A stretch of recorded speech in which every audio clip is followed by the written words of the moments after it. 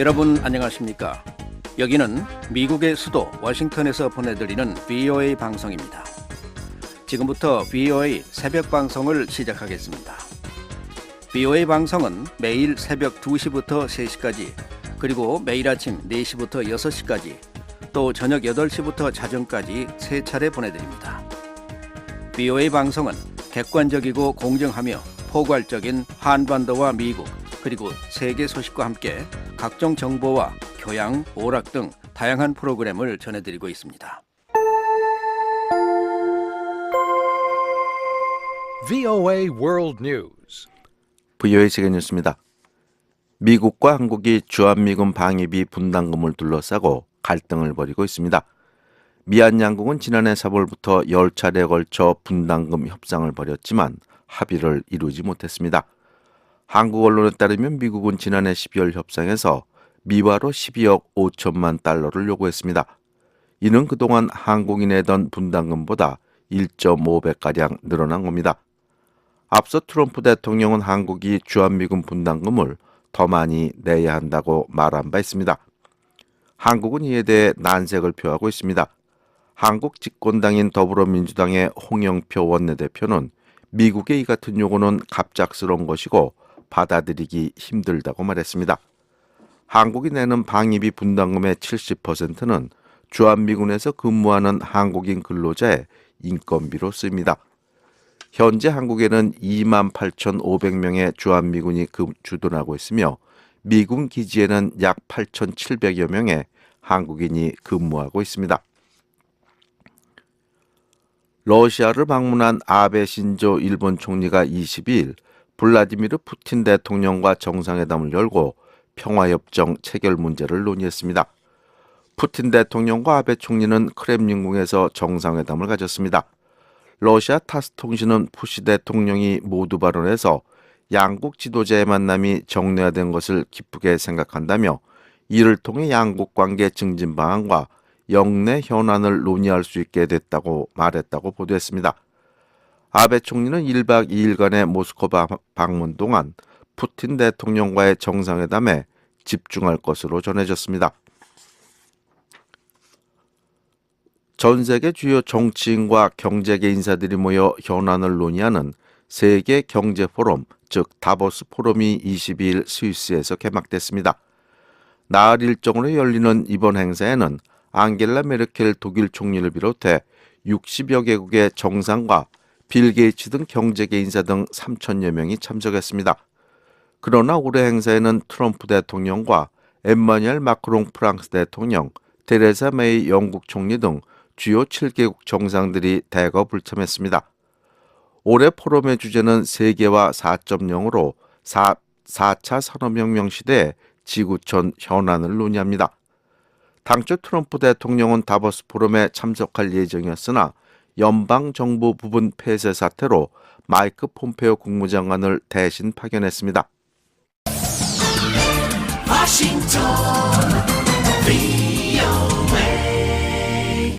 계속해서 세계 뉴스 전해드립니다. 중국이 캄보디아에 앞으로 3년간 5억 8천만 달러를 지원하기로 한 것으로 알려졌습니다. 중국을 방문 중인 훈센 캄보디아 총리는 22일 시진핑 국가주석이 올해부터 2021년까지 이 같은 규모의 지원을 제공하기로 약속했다고 밝혔습니다. 중국은 또 캄보디아에 쌀 40만 톤을 수입하고 오는 2023년까지 양국 간 교육 규모를 100억 달러로 확대하고 투자도 늘리기로 약속했다고 훈센 총리는 말했습니다. 한국 축구가 아시안컵에서 바레인에 2대1로 승리했습니다. 한국 축구대표팀은 23일 아랍에미레이트에서 열린 대회 16강전에서 바레인을 2대1로 이기고 8강에 올랐습니다. 한국팀은 이날 황희찬 선수가 먼저 선제골을 넣었으나 후반에 바레인의 모하메드 선수가 골을 넣어 1대1로 전후반을 마쳤습니다. 이어 열린 연장선에서 한국의 김진수 선수가 헤딩슛을 넣었습니다. 한국 대표팀은 오는 25일 카타르 이라크전의 승자와 4강 진출을 다툽니다. 이번 대회는 북한도 출전했으나 3경기에서 모두 탈락했습니다. 앞서 북한은 사우디아라비아와의 첫 경기에서 0대4로 진 데 이어 카타르와의 경기에서 0대6 그리고 레바논과의 경기에서 1대4로 졌습니다. 한편 아시아 축구연맹은 선수들의 반칙과 관련해 북한에 13,000달러의 벌금을 부과했습니다. 중남미 베네수엘라 정부가 21일 무기를 훔치고 반란을 시도한 혐의로 군인 수십 명을 체포한 것으로 알려졌습니다. 베네수엘라 국방부는 21일 수도 카라카스에서 정부 전복을 모의한 혐의로 군인 27명을 체포했다고 밝혔습니다. 이들은 이날 새벽 군용 트럭을 타고 군초소를 공격해 무기를 탈취하고 병력을 납치했으며 대통령궁 인근 초소에서 모두 붙잡힌 것으로 알려졌습니다. 베네수엘라 국방부는 성명을 내고 베네수엘라군은 이런 종류의 행위를 단호히 거부하며 이들의 행위는 극단주의 우익 세력의 불명확한 이해에서 비롯됐다고 주장했습니다. 지금까지 세계뉴스의 최은기였습니다. 첫 소식입니다. 취임 2주년을 맞이한 트럼프 행정부가 북한 문제를 다루며 거둔 성과를 발표했습니다. 북한의 무기 실험 중단과 미북 정상회담 개최 등이 긍정적인 변화였다고 자평하면서 유엔 제재를 통과시키는데 트럼프 대통령의 역할이 컸다는 사실도 강조했습니다. 함지아 기자가 보도합니다. 백악관은 도널드 트럼프 대통령이 국제 무대에서 미국의 지도력을 회복하고 미국의 우선주의를 증진시키고 있다며 북한 문제에서 거둔 성과를 내세웠습니다. 백악관은 20일 트럼프 대통령의 취임 2주년을 맞아 발표한 경과 자료에서 트럼프 대통령이 한반도의 평화와 비핵화의 시작을 불러일으킬 수 있게 됐다고 평가했습니다. 그러면서 정상회담 이후 두 정상이 서한을 주고받았고 양국의 고위급들도 만났다고 덧붙였습니다. 아울러 트럼프 대통령의 조치들로 인해 북한은 핵과 미사일 실험을 중단했으며 한국전쟁 포로와 실종자들의 유해도 미국으로 돌아오게 됐다고 밝혔습니다. 이어 정상회담 이전에는 북한에 대한 역사적인 유엔 제재를 통과시키는데 트럼프 대통령의 지도력이 도움을 줬다고 강조했습니다.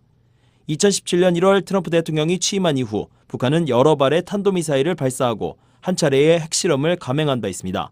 이에 대응해 유엔 안보리는 2017년 한 해에만 4건의 대북 제재 결의를 채택했습니다. 이후 2018년 트럼프 대통령은 김정은 국무위원장과 정상회담을 개최했으며 다음 달 2차 회담을 앞두고 있습니다.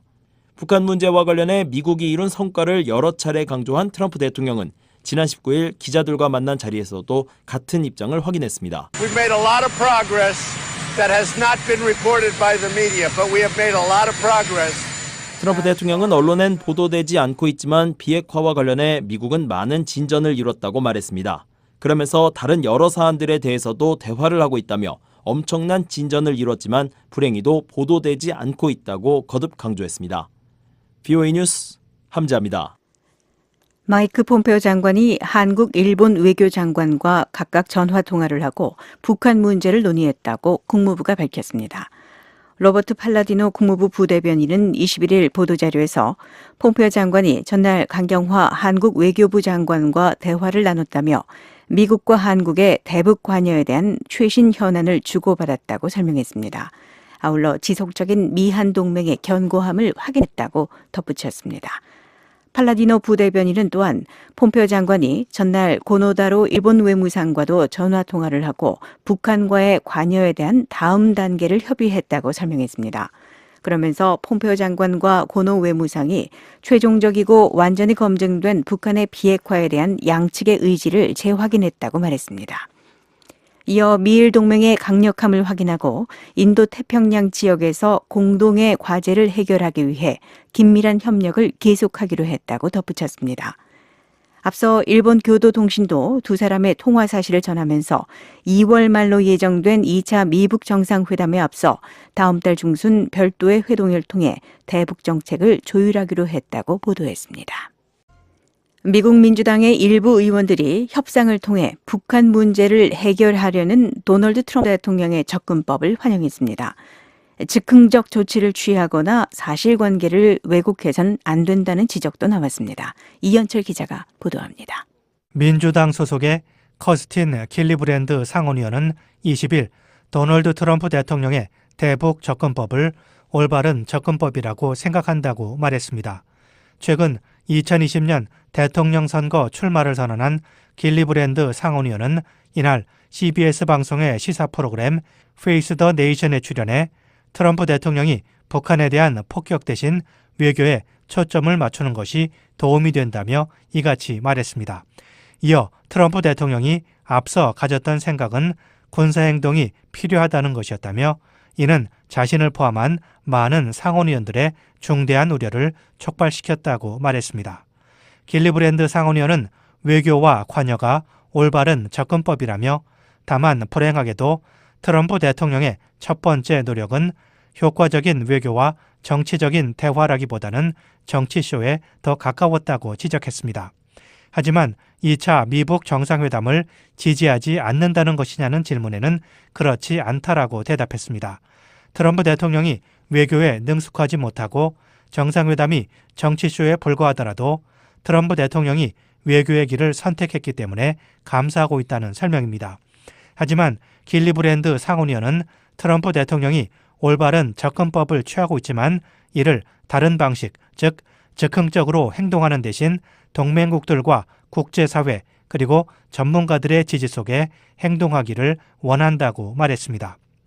민주당의 테드 리우 하원의원도 북한 문제와 관련해 외교를 지지한다고 밝혔습니다. 리우 의원은 20일 트위터에 올린 글에서 이같이 말하며 하지만 그렇다고 해서 트럼프 대통령이 사실관계에 관해 거짓말을 해도 된다는 것은 아니라고 말했습니다. 앞서 트럼프 대통령은 이날 트위터에 올린 글에서 북한과 엄청난 진전을 이뤘지만 언론이 이를 인정하지 않고 있다고 말했습니다. 이에 대해 리 의원은 북한이 단 한 개의 핵무기와 단 한 개의 미사일도 제거하지 않았다고 지적했습니다. 그러면서 북한은 핵무기 연료를 개발하고 있고 미사일 기지들을 감추고 있다고 말했습니다. 민주당의 털시 게바드 하원의원은 20일 트럼프 대통령이 북한의 김정은 국무위원장과 대화하는 것을 지지한다고 말했습니다. 게바드 의원은 이날 CNN 방송의 시사 프로그램인 스테이트 오브 더 유니온에 출연해 국제적 분쟁을 해결하기 위해서는 외국 지도자들과의 대화가 필요하다며 이같이 말했습니다. 그러면서 이 같은 대화의 유일한 대안은 전쟁이라면서 그렇게 되면 더 많은 고통과 인명살상, 파괴로 이어질 것이라고 말했습니다. BOA 뉴스 이한철입니다. 미국 언론은 도널드 트럼프 대통령이 싱가포르 회담보다 정치적으로 더 어려운 상황에서 2차 미북 정상회담에 임하고 있다고 지적했습니다.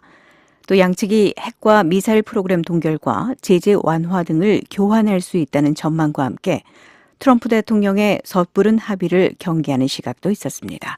박형주 기자가 보도합니다. 블룸버그 통신은 20일 또 한 번의 정상회담을 허비하지 말라는 제목의 사설에서 트럼프 대통령이 1차 정상회담 때보다 대내외적으로 더 취약한 여건에서 2차 회담을 하게 됐다고 진단했습니다. 먼저 국내적으로 의회에서 권한이 강화된 야당과 각종 스캔들 등과 싸우고 있는 점을 거론했습니다. 대외적으로는 한국과 일본의 결속이 약화하고 있고 중국이 무역협상에서 지렛대 확보를 위해 트럼프 대통령의 대북 정책에 대한 지지를 유보할 수 있으며 또 최대 압박 작전이 위축될 수 있는 분위기를 언급했습니다. 이런 상황에서 트럼프 대통령이 승리로 자랑할 수 있는 어떤 합의에든 동의할 위험성이 높아졌다며 일부 전문가들은 주한미군 철수와 북한의 대륙간 탄도미사일 금지를 맞바꿀 수 있다는 우려를 제기한다고 전했습니다. 통신은 또 미국의 도전 과제로 북한의 핵무기와 장거리 미사일 능력을 확인하고 동결시킨 뒤 결국 해체하는 계획 수립을 꼽으며 이를 위해서는 외교적 창의력이 필요하다고 밝혔습니다. 그러면서 평화협정과 비핵화에 각각 초점을 맞춰 이른바 투트랙으로 협상을 진행하는 방식을 제시했습니다. 또 이를 위해서는 미국과 북한 모두의 양보는 물론 중국과 러시아, 일본 등과의 긴밀한 조율도 필요하다고 강조했습니다. 뉴욕타임스는 협상 상황을 보고받은 여러 국가 관리들을 인용해 북한의 핵 연료와 핵무기 생산 동결 여부가 미국과 북한이 논의하고 있는 주제 중 하나라고 보도했습니다. 또 관련 시설에 대한 철저한 검증이 필요하지만 과거 검증 문제로 협상이 결렬돼 왔다는 전문가의 분석을 소개했습니다. 또 일각에서는 트럼프 대통령이 핵 프로그램과 대륙간 탄도미사일 동결에만 북한과 합의한 채 일본 등에 영향을 줄 수 있는 중단거리 미사일 문제는 남겨놓는 상황을 우려한다고 전했습니다. 뉴욕타임스는 또 다른 기사에서 2차 정상회담의 유력한 개최지로 꼽히는 베트남을 집중 조명하며 미국과 북한, 한국 모두에게 매력적인 곳이라고 평가했습니다. 미국, 한국과 과거 적국이었지만 지금은 강력한 전략적 경제적 파트너로 부상했으며 북한의 경제 개방을 촉구하는 모델로서 베트남을 활용할 수도 있다는 겁니다. 그러면서 마이크 폼페오 국무장관도 지난 여름 베트남 방문에서 북한도 베트남과 같은 기적을 이룰 수 있다고 언급했다고 덧붙였습니다. 하지만 북한은 중국에 대한 경제 의존도가 높은 베트남보다는 아시아의 물류 금융 중심지로 자리 잡고 있는 싱가포르 모델을 더 선호할 것이라는 전문가 분석을 소개했습니다. 워싱턴 포스트는 트럼프 대통령이 한반도에서 두 가지 과제에 놓여 있다며 북한과의 비핵화 협상과 또 한국과의 주한미군 방위비 분담금 협상을 거론했습니다. 그러면서 한국 내 일부 정치인과 전문가들은 트럼프 대통령이 방위비 분담금 인상에 과도하게 집착한 나머지 협상이 결렬되면 주한미군 철수 조치를 취할 가능성을 우려한다고 전했습니다. 전문가들은 그러나 주한미군 철수나 감축은 북한에 간접적인 선물을 주는 격이며 무엇보다 북한과의 협상에서 가장 기묘한 카드 가운데 하나를 낭비하는 것이라고 지적한다고 덧붙였습니다. 또 미국과 한국이 2차 미북 정상회담 개최 이전에 방위비 협상에 합의하지 못하면 위험성이 더욱 커질 것이라고 경고했습니다. 미한 방위비 분담금 특별협정 SMA는 지난해 12월 31일 효력이 끝났지만 양측은 아직 새로운 SMA를 체결하지 못한 상황입니다. 한편 AP통신은 싱가포르에서 비핵화에 대한 모호한 합의 이후 미북 협상이 교착됐고 트럼프 대통령과 김정은 위원장이 친서를 주고받는 가운데 2차 미북 정상회담이 추진되고 있다고 보도했습니다. 그러면서 미 국익연구소의 해리 카지아니스 국방연구소장을 인용해 미국과 북한의 어떤 대화도 긍정적인 발전이지만 합의를 위한 힘든 협상이 막 시작된 것이라고 전했습니다. 카지아니스 소장은 첫 단계로 북한의 영변 핵시설 폐쇄와 제재 완화 혹은 종전선언과의 교환이 이루어질 수 있다고 전망했습니다. 로이터 통신은 21일 스웨덴 외교부 대변인을 인용해 스티븐 비건 국무부 대북정책특별대표와 최선희 북한 외무성 부상이 스웨덴에서 건설적인 대화를 나눴다고 보도했습니다. 스웨덴 외교부 대변인은 통신에 양측이 신뢰 구축과 경제 발전, 장기적 관여 등 한반도의 최근 상황과 관련된 주제를 논의했다고 말했습니다. VOA 뉴스 박형주입니다.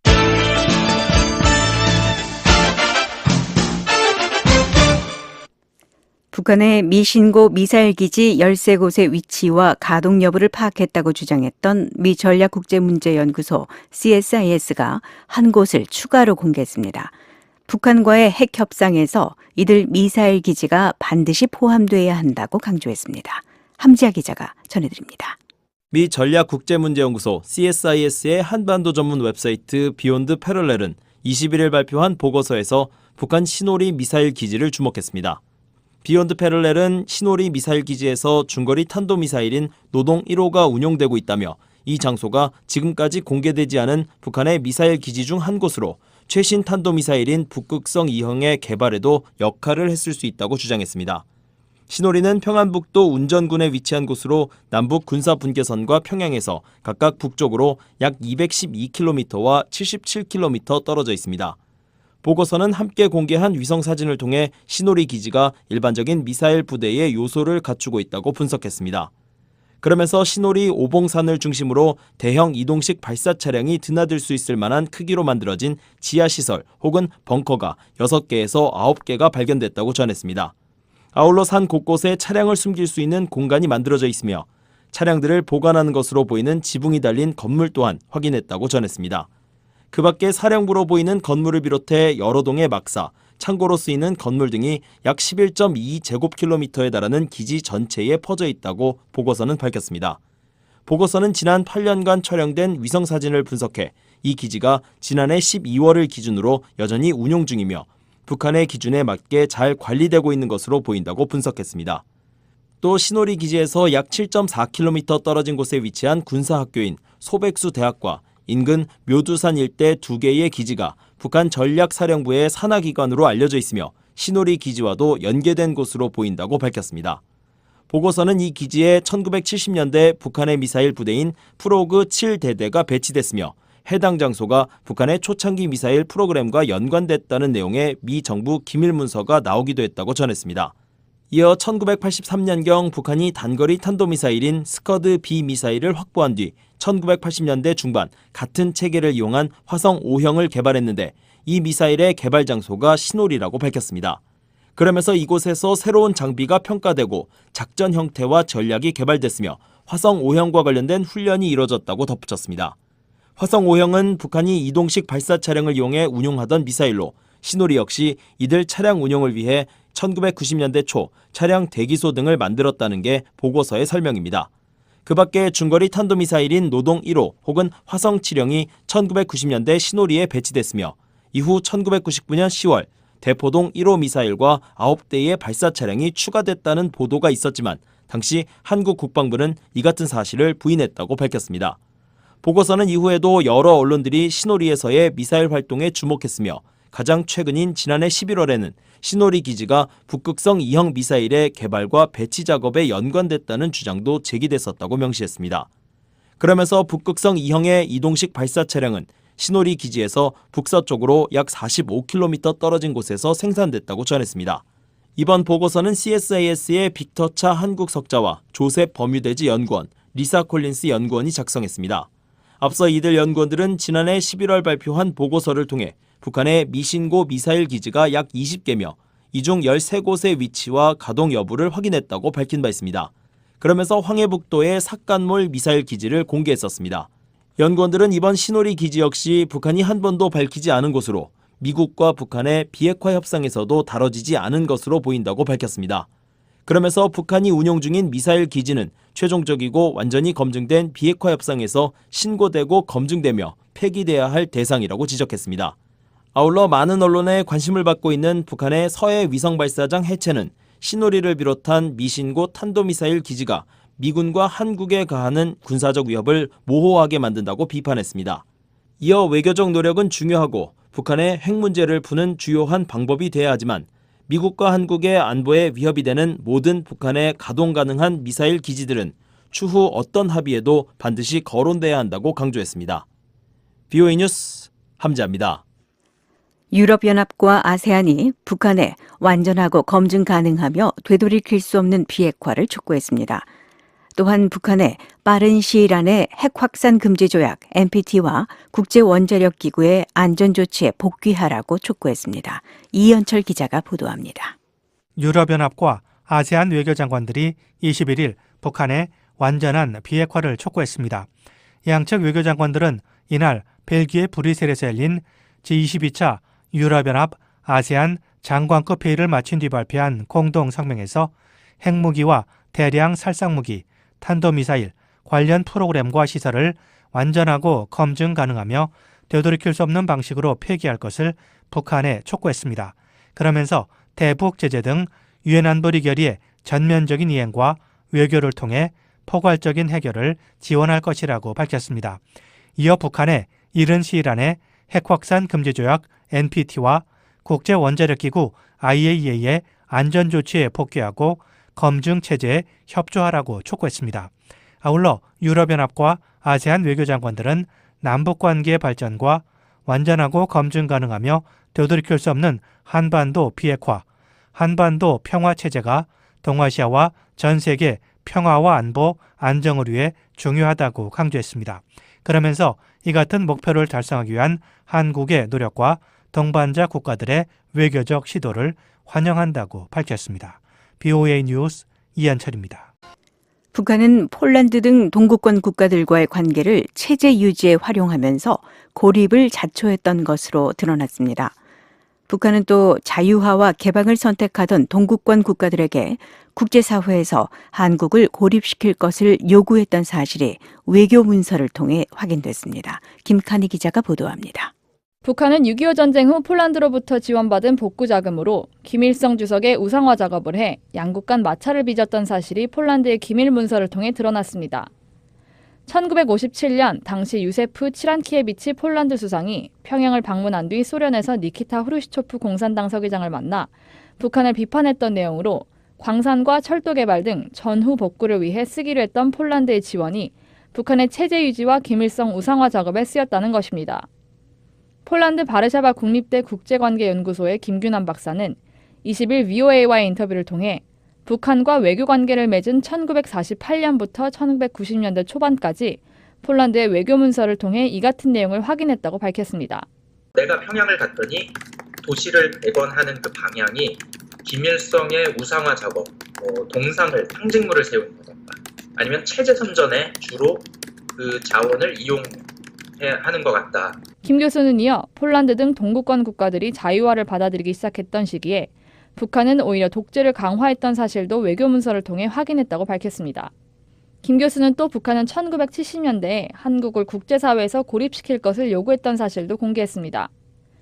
1975년 주 폴란드 백남순 북한 대사는 폴란드의 한국을 비방하는 방송과 6.25 전쟁이 한국의 침략 때문에 벌어졌다고 주장하는 영상물을 폴란드 국영방송에서 내보내달라고 요구했었다는 것입니다. 미제국주의와 대한민국 그 괴뢰 정부를 비방하는 그런 방송을 틀어줬으면 좋겠다라는 요청을 75년에 폴란드 정부에게 한 문서가 있고요. 또 1976년에는 폴란드에서 개최된 유네스코 회담과 국제 청소년 펜싱 대회 때 한국 대표단에 대한 비자 발급 취소를 요구했었는데 폴란드는 이를 수용하지 않았다고 밝혔습니다. 폴란드 입장에서는 아무래도 그 대한민국과도 경제 교류가 유익하다고 생각을 했던 거고, 그리고 이제 북한은 점점 고립되는 상황에서 이걸 막으려고 했던. 김 박사는 이어 폴란드는 북한과 70년 넘게 외교 관계를 맺고 있지만 맺은 조약은 몇 개 되지 않는다면서 북한과 폴란드의 관계는 발전하지 못하고 있다고 평가했습니다. 그러면서 북한은 현재 핵 개발 등의 도발 행동을 감행하면서 국제사회에서 고립을 자초하고 있다고 지적했습니다. VOA 뉴스 김칸입니다. 유엔 인권사무소는 납북된 한국인 피해자 가족들의 진상규명과 생사 확인 노력을 지원하고 있다고 밝혔습니다. 납북자 가족들은 피해자들을 잊지 말아달라고 당부했습니다. 이현철 기자입니다. 제네바에 본부를 둔 유엔 인권사무소가 21일 북한이 과거에 자행한 한국인 납치 사건들을 조명하는 동영상을 공개했습니다. 특히 1969년 칼기 납치 피해자 가족회 황인철 대표가 아버지를 마지막으로 본 것이 50년 전이라고 소개했습니다. 제가 2살 때였습니다. 저희 아버지가 출장을 가기 위해서 비행기를 탑승하셨는데 하이제킹을 당하셨고, 황 대표의 아버지인 황원 씨는 1969년 12월 11일에 강릉을 출발해 서울로 향하는 대한항공 국내선 여객기를 타고 출장을 가다가 비행기가 북한 공작원에게 공중 납치되는 바람에 북한으로 끌려갔습니다. 한국 정부의 강력한 항의와 국제사회 비난에 직면한 북한은 1970년 2월에 납치한 사람들을 대부분 송환했지만 황원 씨 등 일부는 제외됐습니다. 황 대표는 자신의 아버지 등 11명이 아직도 돌아오지 못하고 49년 이상 북한에 강제 억류돼 있다고 말했습니다.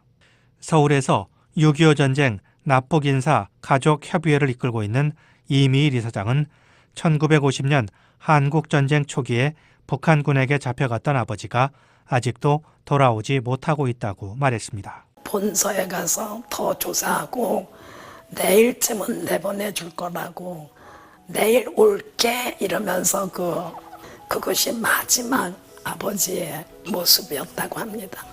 이 이사장은 2001년에 결성한 협의회를 통해 납북 관련 사료들을 발굴하고 납북자 가족들과 납북됐다 탈출한 사람들의 증언을 영상으로 기록하고 있습니다.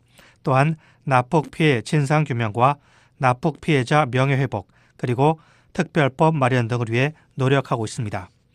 유엔 인권 서울사무소의 시나 폴슨 소장은 서울사무소가 조사 중인 북한의 인권 유린 가운데 하나가 바로 북한이 과거에 자행한 납치 문제라고 말했습니다. One of the areas of human rights violations that we've been looking into is the area of abductions carried out. 폴슨 소장은 6.25 전쟁 납북인사 가족협의회와 1969년 칼기 납치 피해자 가족회와 같은 단체들과 협력하면서 진상규명과 가족들의 생사 확인을 위한 이들의 노력을 지원하고 있다고 말했습니다.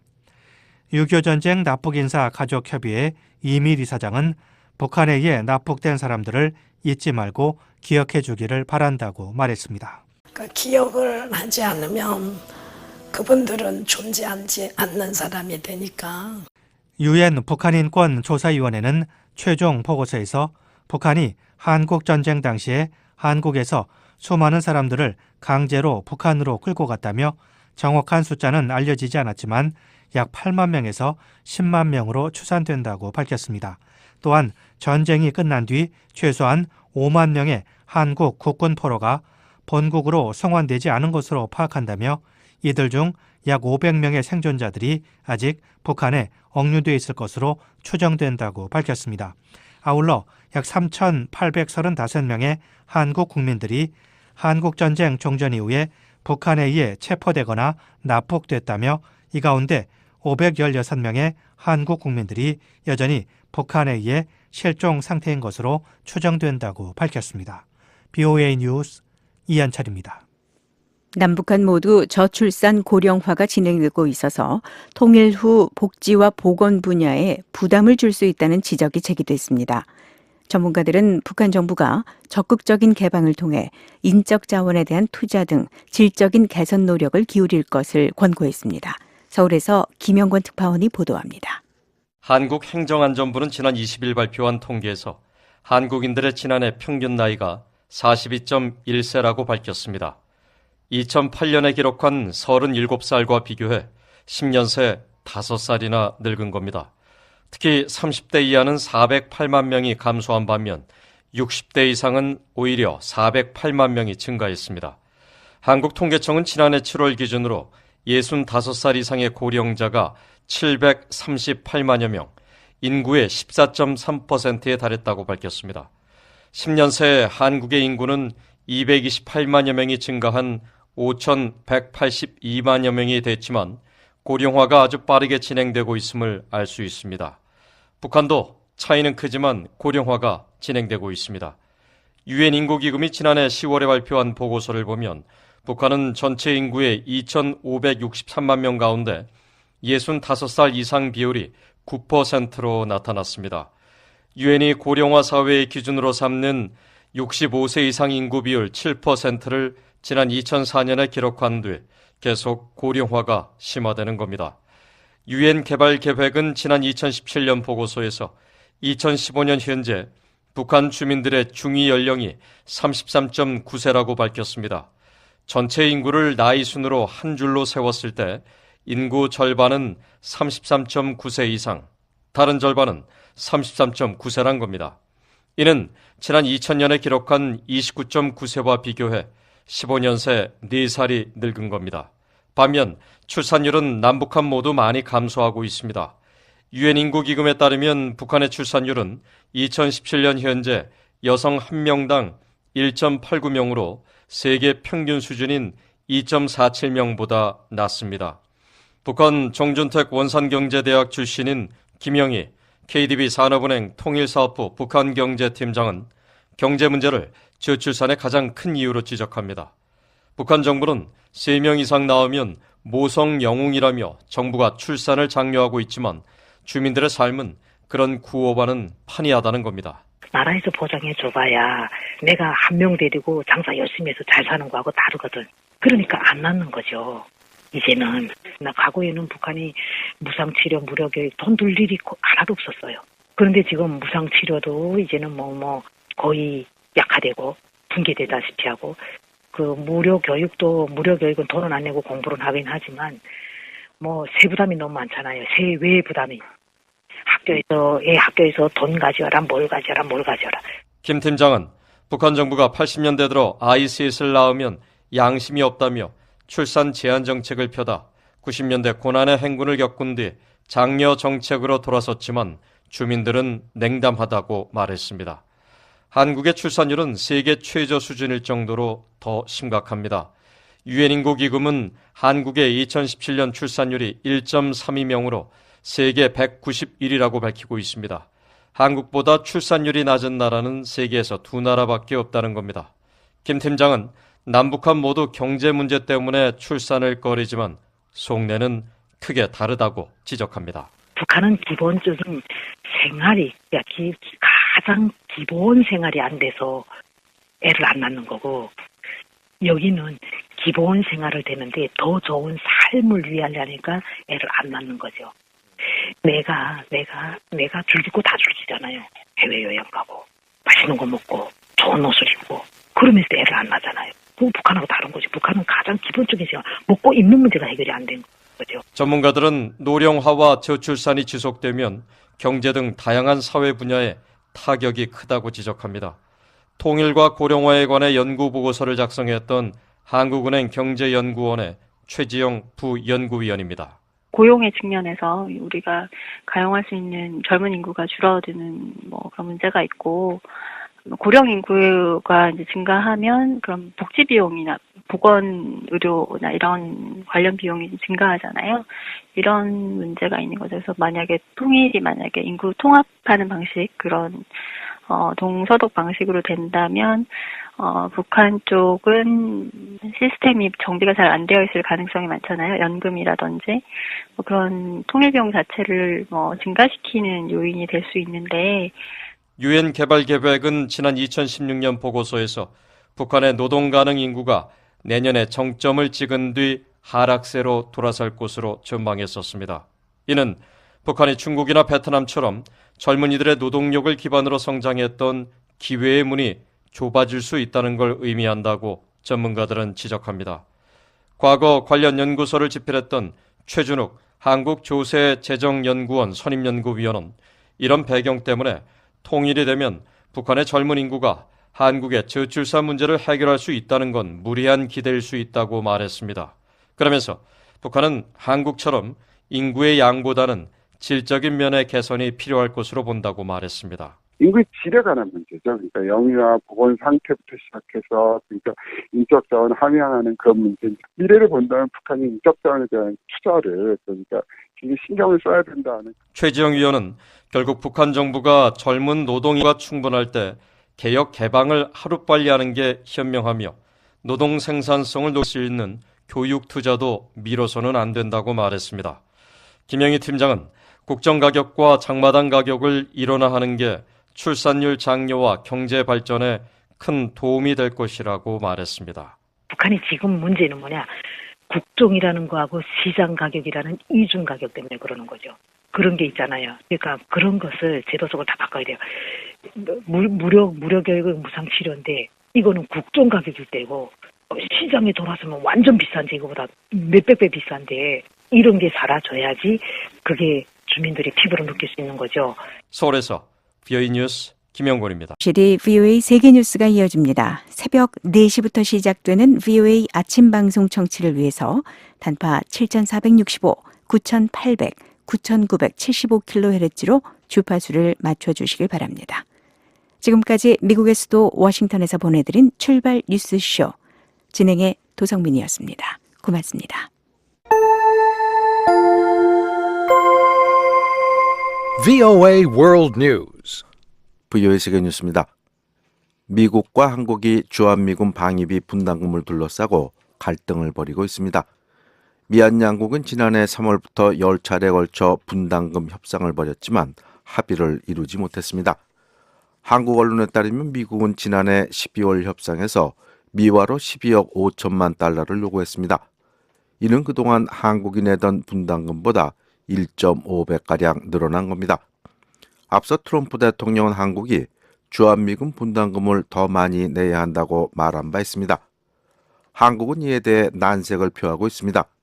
한국 집권당인 더불어민주당의 홍영표 원내대표는 미국의 이 같은 요구는 갑작스러운 것이고 받아들이기 힘들다고 말했습니다.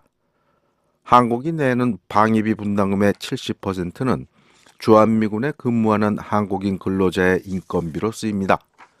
현재 한국에는 28,500명의 주한미군이 주둔하고 있으며 미군 기지에는 약 8,700여 명의 한국인이 근무하고 있습니다. 아베 신조 일본 총리가 22일 모스크바에서 블라디미르 푸틴 러시아 대통령과 정상회담을 가졌습니다.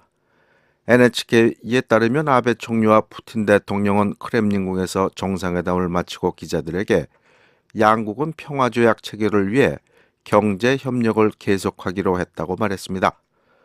푸틴 대통령은 두 나라가 모두 받아들일 수 있는 해법을 찾기 위해 포괄적인 경력 관계를 발전시켜야 한다고 말했습니다. 아베 총리도 양측이 모두 받아들일 수 있는 해법을 찾기로 했다고 말했습니다. 앞서 고노다로 일본을 예상한 지난 14일 모스크바를 방문해 세르게이 라브로프 러시아 외무장관과 쿠릴 열도, 즉 북방 영토 문제를 논의했지만 합의에 이르지 못했습니다. 러시아는 2차 세계대전 막바지에 쿠릴 열도 4개 섬을 점령했습니다. 일본은 러시아가 쿠릴 열도를 불법 점거했다며 반환을 주장하고 있지만 러시아는 이 섬들이 합법적으로 러시아에 귀속됐다는 입장입니다. 전 세계 주요 정치인과 경제계 인사들이 모여 현안을 논의하는 세계 경제 포럼 다보스 포럼이 22일 스위스에서 개막됐습니다. 나흘 일정으로 열리는 이번 행사에는 앙겔라 메르켈 독일 총리를 비롯해 60여 개국 정상과 경제계 인사 등 3천여 명이 참석했습니다. 그러나 올해 행사에는 트럼프 대통령과 엠마뉴엘 마크롱 프랑스 대통령, 테레사 메이 영국 총리 등 주요 7개국 정상들이 대거 불참했습니다. 올해 포럼의 주제는 세계화 4.0으로 4차 산업혁명 시대의 지구촌 현안을 논의합니다. 미국은 연방정부 부분 폐쇄 사태를 이유로 올해는 대표단을 파견하지 않았습니다.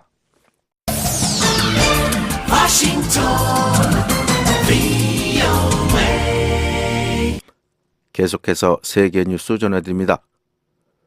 중국이 캄보디아에 앞으로 3년간 5억 8천만 달러를 지원하기로 한 것으로 알려졌습니다. 중국을 방문 중인 훈센 캄보디아 총리는 22일 시진핑 주석이 올해부터 2021년까지 이 같은 규모의 지원을 제공하기로 약속했다고 말했습니다. 중국은 또 캄보디아에 쌀 40만 톤을 수입하고 2023년까지 양국 간 교육 규모를 100억 달러로 확대하고 투자도 늘리기로 약속했다고 훈센 총리는 말했습니다. 한국 축구가 아시안컵에서 바레인에 2대1로 승리했습니다. 한국 축구대표팀은 23일 아랍에미레이트에서 열린 대회 16강전에서 바레인을 2대1로 이기고 8강에 올랐습니다. 한국팀은 이날 황희찬 선수가 먼저 선제골을 넣었으나 후반에 바레인의 모하메드 선수가 골을 넣어 1대1로 전후반을 마쳤습니다. 이어 열린 연장전에서 한국의 김진수 선수가 헤딩슛을 넣었습니다. 한국 대표팀은 오는 25일 카타르 이라크전의 승자와 4강 진출을 다툽니다. 이번 대회는 북한도 출전했으나 3경기에서 모두 탈락했습니다. 앞서 북한은 사우디아라비아의 첫 경기에서 0대4로 진 데 이어 카타르와의 경기에서 0대6 그리고 레바논과의 경기에서 1대4로 졌습니다. 한편 아시아축구연맹은 선수들의 반칙과 관련해 북한에 13,000달러의 벌금을 부과했습니다. 지금까지 세계뉴스의 최홍기였습니다. 지금까지 여러분께서는 VOA 새벽방송을 들으셨습니다. VOA 새벽방송은 매일 새벽 2시부터 3시까지 중파 1566kHz로 들으실 수 있습니다. 그리고 매일 새벽 4시부터 6시까지 2시간 동안 보내드리는 VOA 아침 방송은 단파 7465, 9800, 9975kHz로 들으실 수 있습니다. 또 매일 저녁 8시부터 자정까지 4시간 동안 보내드리는 저녁 방송은 중파 1188kHz로 들으실 수 있습니다.